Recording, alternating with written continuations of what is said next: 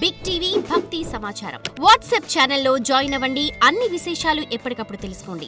గురుగారు, కొంతమంది ఉంటారు ఊళ్ళో వాళ్ళకి అంటే మిగిలిన వాళ్ళకి అందరికీ బాగా సేవలు చేస్తూ నలుగురిలో మంచి పేరు తెచ్చుకుంటారు. కానీ ఇంట్లో పుడక జరపరు, అంటే చిన్న పని కూడా చెయ్యని వాళ్ళు ఉంటారు. అలాంటి వారికి ఉత్తమ గతులు మంచి ఫలితాలు ఉంటాయంటారు. అంటే ఇంట్లో ఏ రకమైన సేవ చేయని వాళ్ళు ఊరంతా సేవ చేసేవారికి అంటే ఫలితాలు ఎలా ఉంటాయి?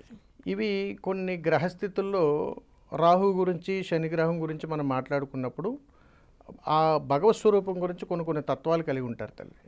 ఒక్కొక్కరు మీరు గమనించండి, వారి గృహంలో ఏ పని చేయరు, ఊరంతా చక్కబెడతారు.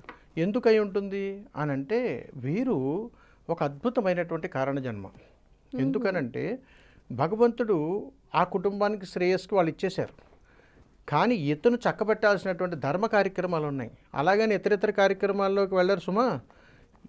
దైనందిన కార్యక్రమాలు, 10 మందికి ఆదర్శప్రాయమైనటువంటి కార్యక్రమాలు, నలుగురిలో నాలుకగా అన్ని పనులు చక్కబెడుతుంటారు. ఇంటి పనికి వచ్చేటప్పటికి వారు చేయలేరు. ఎందుకనంటే మంచి సాధన భావముతోటి, మంచి తత్పురుష ఆలోచనలతోటి, ఒక సేవాభావము, ఒక భగవత్ సంకల్పము, ఏ దేహానికైతే అనుగ్రహం ఉంటుందో ఈ ప్రకృతి వాళ్ళని ఆకర్షించబడుతుంది. అలాంటి వాళ్ళు కుటుంబ నేపథ్యము కంటే ఇతరులతోటే వాళ్ళు ప్రేమలు, ఆప్యాయతలు, అనురాగాలు అధికంగా ఉంటాయి. అందుకని వీళ్ళు బయట పొందినటువంటి ఆప్యాయత అనురాగాలు ఇళ్లలో చూపించలేరు, పొందలేరు. అందుకని ఆ ఇంట్లో ఎప్పుడూ వారికి వైరమే జరుగుతుంటుంది. బయటికి వెళ్ళగానే 10 మందిలోనూ కూడా తలలో నాలుకగా తిరుగుతుంటారు.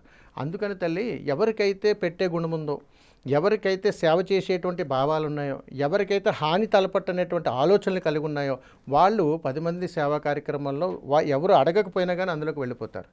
అందుకని దీన్ని భగవంతుని అనుగ్రహము అని అంటారు.